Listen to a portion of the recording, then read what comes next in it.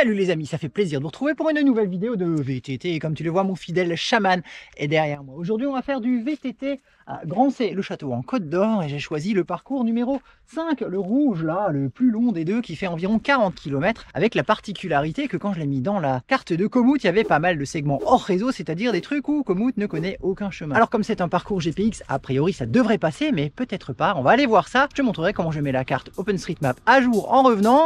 C'est parti!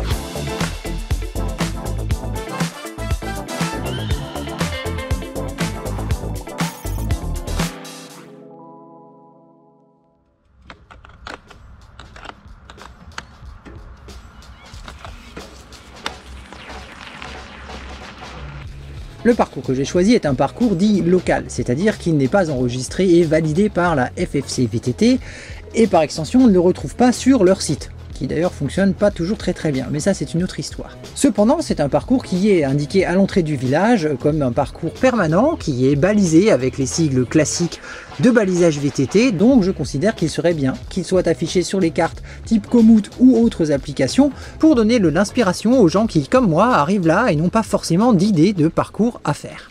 Allez, en attendant, profitons de la balade. Regardez-moi ça les gars. Enduro. Enduro des losers. À gauche toute. Mesdames et messieurs, ouais, d'accord, tu oublies le tas de fumier là, celui-là c'est pas ouf. Alors regardez-moi ça. Wouhou. Bon et alors là, passage hors réseau. C'est-à-dire que là je sais pas s'il y a un sentier ou pas. Alors on va aller explorer un peu. Moi là je vois un truc, on dirait vaguement qu'il y a quelque chose. Yes! Ça c'est un sentier. Bon, je pense que du coup on va passer par là et on va voir ce que ça raconte. C'est parti. Oh, il y a de la caillassette.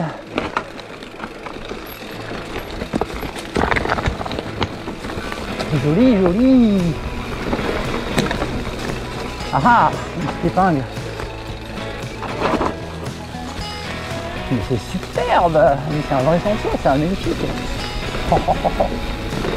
Ah, on valide là. Alors l'ajouter à la carte. Parfait, parfait. Nous revoilà sur la route et donc sur l'itinéraire. Bingo. Ça, c'est fait, c'était facile. Et nous, on va là, droit dans les bois. Là, tu sens l'embrouille? Ah non, ça va. Ouais, carrément sympa, là. Pourvu que ça dure. Et oh! Ça y est, ça, c'est encore un segment hors parcours sur Komoot qui n'existait donc pas sur la carte, alors que, bah, comme tu le vois, là, pour l'instant, en tout cas, il existe carrément. Et il est même carrément sympa. Oh oui, oui, très très bon.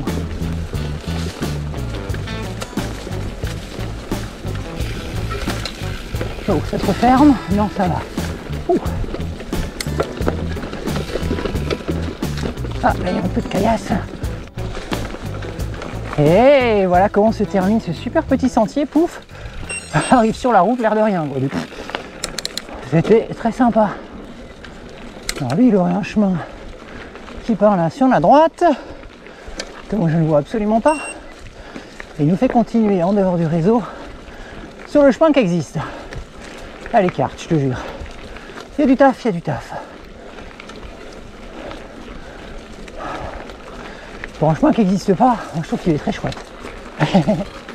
Regarde-moi ces jolis arbres.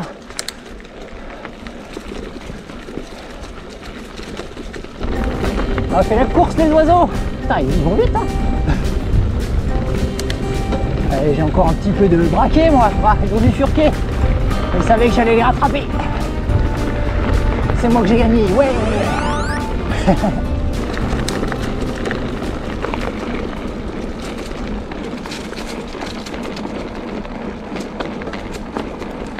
Oh, ah, t'inquiète, je suis comme tout le monde quand ça monte. Ah, j'en chie des bulles. La danseuse avant c'est juste pour frimer un peu. Une guitoune de meurtrieur. Heureusement il n'y avait personne dedans. Je ne suis pas une biche. Je ne suis pas une biche. Oh alors ça c'est des chemins hyper traîtreux, tu vois, il y a plein de petits bouts de bois partout. Ah, VTT numéro 5. De temps en temps on en voit. Ouais, je disais, il y a plein de petits bouts de bois partout et ça, des fois, alors soit ça peut se foutre dans tes rayons, dans ton dérailleur, ça m'est déjà arrivé, soit simplement te faire perdre l'équilibre parce que c'est des petits bouts de bois, ça roule. Donc moi, je me méfie de ça comme de la peste. Ok, méfiation. Oh non, si c'est bon, ça passe, c'est le problème. Mais il y a du bout de bois un peu partout. Oh si, ça marche. Il est sympa.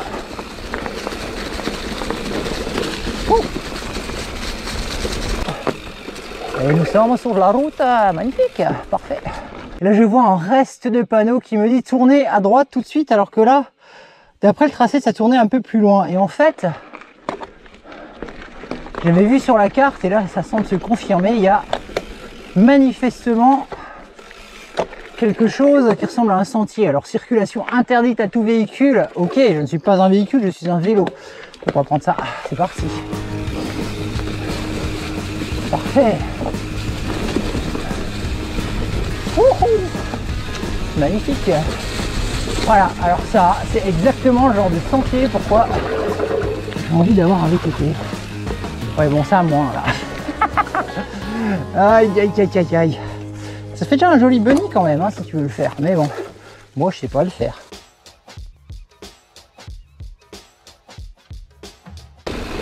Traversée de route. Et ouais, exactement, numéro 5. Je sais pas si tu l'as vu en passant. C'était donc bien ça. Et donc, la trace est fausse. Quoi? Là? Oh, punaise. Oh, punaise. A priori, oui. Ah ouais, ça monte de chez ça monte, quoi.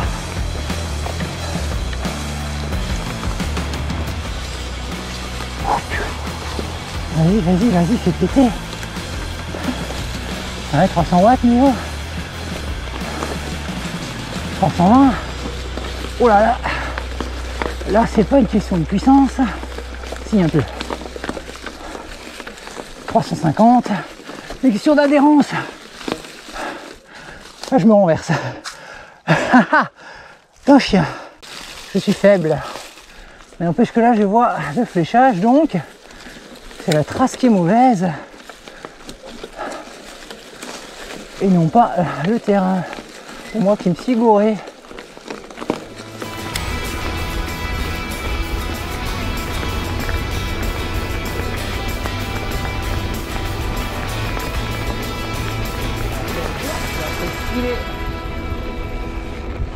Oh oh. Alors moi j'aurais bien envie de continuer là, mais la trace elle me dit par là. Alors allons voir ça. Ça semble être un truc qui existe. Ouais, apparemment. Allez, ouais, cool, je vois un petit sentier comme au début là. C'est bien ça, j'aime bien. Oui, alors il faut peut-être le bon braquet par contre. Allez, tranquille. Ah bah oui, ça aurait été dommage de le zapper celui-là, dis donc.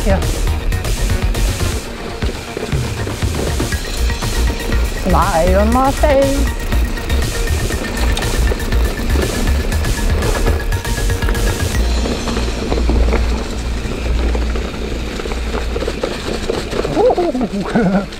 Il y a des trucs sous les feuilles.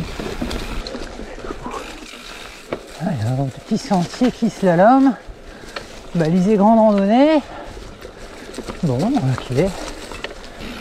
Et on s'éloigne donc du GR. Tu vois, GR continuerait droit devant. Mais nous, on nous dit d'aller par là.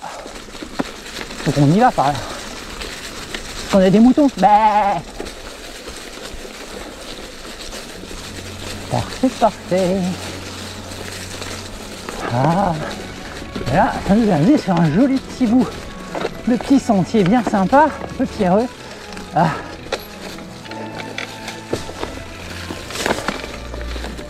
Un peu sympathique là. Faut aller les chercher ces petits sentiers. Hors réseau en plus, tu risques pas de les trouver si t'as pas le GPX du parcours. Hey.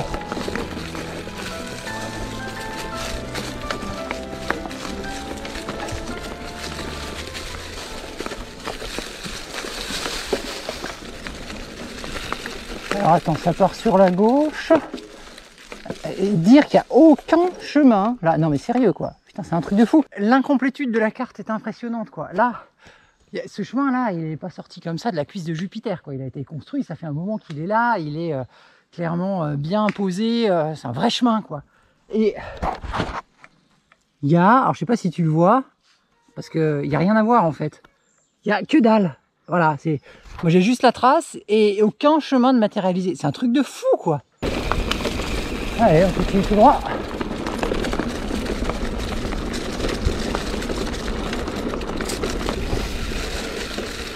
Alors là, je m'éloigne vachement du chemin. Donc je pense que c'était pas par là.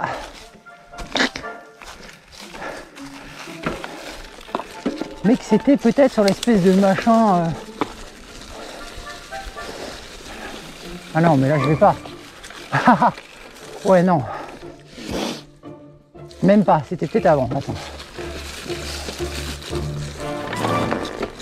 La Ned. Et me voilà de retour de la sortie. Alors bizarrement, je n'ai pas filmé la fin parce que Madame GoPro avec laquelle je filme là est partie en chips total. Et c'est vraiment dommage parce que la fin, contrairement à tout le reste, eh ben ça n'existait pas sur la carte, mais ça n'existait pas non plus en vrai. Donc je me suis retrouvé dans la forêt à pousser dans les ajoncs et dans tout ce que tu veux comme végétation complètement hostile. C'était n'importe quoi et je pensais qu'elle filmait pendant tout le long. Mais bon, elle est partie en chips et elle a effacé le fichier. Merci GoPro. Bref, évidemment, cette dernière partie, je ne vais pas le mettre dans la carte. Mais là, maintenant que je suis bien reposé, je vais passer sur l'ordi et je vais te montrer comment on fait pour modifier la carte OpenStreetMap. C'est pas très difficile. Let's go. La première étape va être de récupérer la trace que je viens de parcourir à vélo au format GPX afin de pouvoir l'envoyer dans OpenStreetMap. Ici, je passe par Komoot qui contient toutes les traces que j'ai faites, mais tu peux la récupérer depuis Strava ou depuis directement ton Garmin si ça t'amuse. Peu importe, l'essentiel c'est d'avoir un fichier au format GPX. Une fois que j'ai récupéré la trace, je me rends sur le site openstreetmap.org. Je suis déjà connecté, j'ai créé un compte et tout le tralala, ça c'est pas l'objet de cette vidéo, et je charge ma trace sur ce site-là afin que je puisse l'afficher en surimpression de la carte que je vais modifier. Le chargement est rapide, mais le traitement prend un petit peu de temps, il va falloir attendre que leur serveur ait traité le fichier. A few moments later. Au bout d'un petit moment, généralement moins d'une demi-heure, la trace va être intégrée dans le système et va me permettre de l'afficher en surimpression de la carte pour modifier la carte sous-jacente. Au premier abord, ça peut être un peu impressionnant parce qu'il y a énormément d'informations, des routes, des chemins, mais aussi les limites administratives, les définitions des zones de forêt, des zones d'eau, etc., etc., avec tout un tas d'attributs que tu peux voir sur la gauche de l'écran. Et par-dessus tout ça, on a notre propre trace en rose qui va nous servir à savoir où on est passé. Pour y voir un peu plus clair, on peut aussi choisir différents fonds de carte. Là, j'ai des photos aériennes de l'IGN, elles sont très précises, moi ça me va très bien. Le principe est donc d'utiliser ma trace pour savoir où je suis passé, et quand j'arrive sur une section où il n'y a pas de route, eh bien j'ajoute la section manquante. Ici par exemple, on voit clairement qu'il manque quelque chose sur la carte, puisque j'ai roulé sur un chemin, ce que montre le tracé rose, et il n'existe pas sur la carte. Alors je vais le créer, en créant ce qu'on appelle une ligne, et je vais lui donner un type après. L'idée c'est donc de choisir un point de départ qui doit exister sur un chemin existant, de suivre grossièrement le tracé GPS et de le reconnecter sur un chemin qui existe lui aussi. La ligne, c'est l'élément de base de la cartographie. On va lui donner un type, de façon à ce qu'on sache si c'est une autoroute ou un sentier de randonnée. Ici, c'était une piste forestière, donc je choisis simplement piste forestière. Il est possible d'ajouter à ce niveau-là plein d'attributs sur la ligne que tu viens de créer pour préciser toutes sortes de choses. Je te laisse découvrir, mais là, on y passerait des heures. Retournons à ce qui nous intéresse. Et voilà, c'est terminé, je peux envoyer les modifications. Je mets une petite description, histoire qu'on sache ce que j'ai fait, puisque tout ça c'est historisé, donc on peut savoir qui a fait quoi, à quel moment, et éventuellement je complète avec des tags pour savoir comment j'ai obtenu ces données. Notamment dans mon cas, eh bien, j'ai été vérifié sur le terrain puisque j'y étais physiquement. L'envoi prend à peine quelques secondes, et ça y est, les données sont dans OpenStreetMap. Évidemment, on ne va ajouter que des choses dont on est absolument certain d'une part, des choses qui ont vocation à durer d'autre part, et pas des choses qu'on a vite fait vues en passant dont on n'est pas trop sûr, ou des itinéraires qu'on a certes trouvé sympas mais qu'on a inventé soi-même et que sans la trace GPX personne ne pourra trouver. L'idée c'est vraiment d'avoir une cartographie à jour de la même façon qu'on a une carte IGN à jour ou la carte Michelin. On va pas mettre des trucs perso dessus, c'est vraiment quelque chose de public. C'était important de le préciser. A noter que bien que les données soient directement intégrées dans la base de données OpenStreetMap, les cartes elles-mêmes ne sont pas mises à jour. C'est une opération qui prend beaucoup de temps de régénérer les cartes à partir de la masse incommensurable de données qu'il y a. Donc il va falloir attendre plus ou moins longtemps selon la carte. Des fois ça peut mettre quelques semaines, voire quelques années pour les services les plus lents. Donc il faut avoir de la patience. Et on continue comme ça jusqu'à avoir fait le tour de la trace.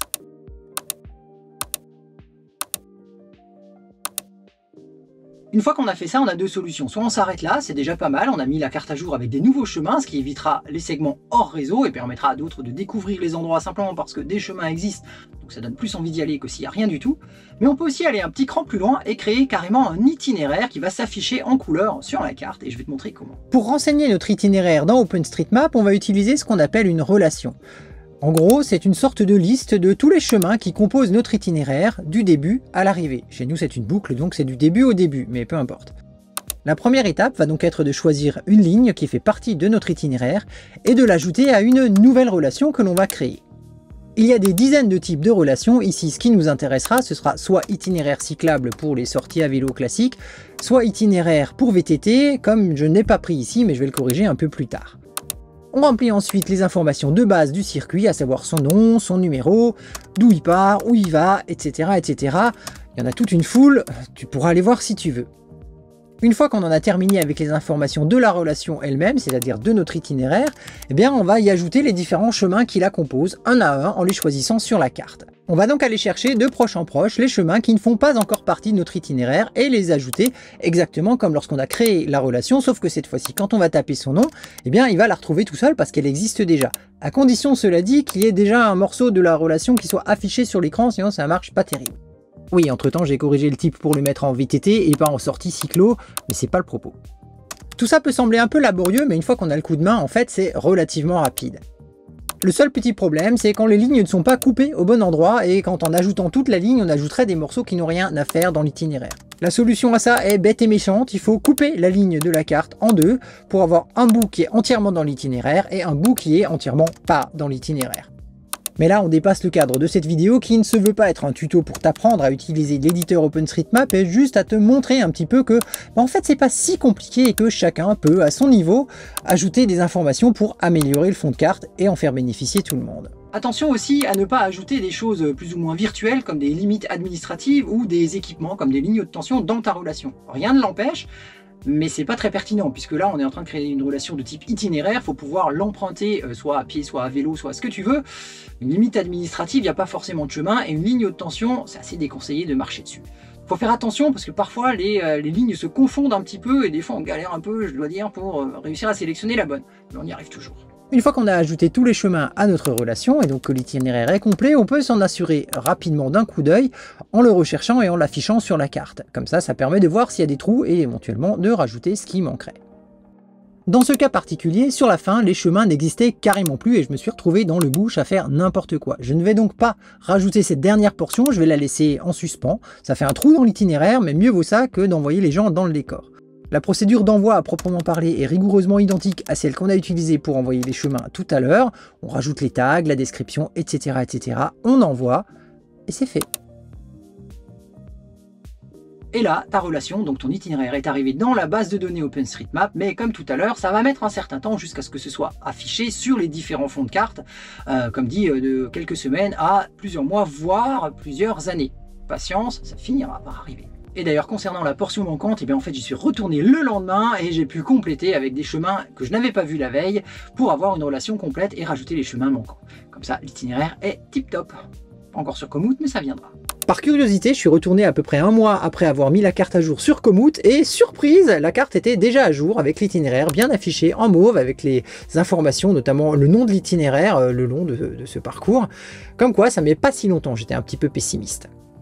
Bien sûr, avec cette vidéo, tu n'auras pas réellement appris à utiliser l'éditeur OpenStreetMap qui est assez complexe parce que assez complet. Et éditer une carte, il y a énormément de choses dessus. Néanmoins, il est de prise en main assez facile et je trouve qu'on y rentre relativement facilement tant qu'on ne veut pas faire des choses extrêmement complexes. Rajouter des lignes et des chemins, c'est pas bien compliqué. Et les itinéraires, alors ça fait pas très longtemps que je sais le faire, mais en fait, c'est pas beaucoup plus compliqué non plus. L'intérêt de tout ça, c'est que OpenStreetMap alimente énormément de fonds de cartes, notamment Garmin, Komoot, tout ce qui est sur Mapbox, donc les Strava et tout ça, qui à terme vont finir par intégrer ces modifications et ça c'est extrêmement important. Voilà, c'est tout pour moi aujourd'hui. J'espère que tu as passé un bon moment en ma compagnie, d'une part à faire une petite sortie sympathique et peut-être aussi à apprendre quelque chose sur l'ordi qui pourra bénéficier à la communauté si tu décides de t'y mettre toi aussi. Tu connais la chanson, si tu as apprécié ce contenu, n'hésite pas à mettre un petit pouce en l'air, un petit commentaire et un abonnement à la chaîne si ce n'est pas déjà fait, comme ça tu permettras à d'autres de découvrir mon contenu. Et moi je te dis à très bientôt pour une nouvelle aventure. À ciao!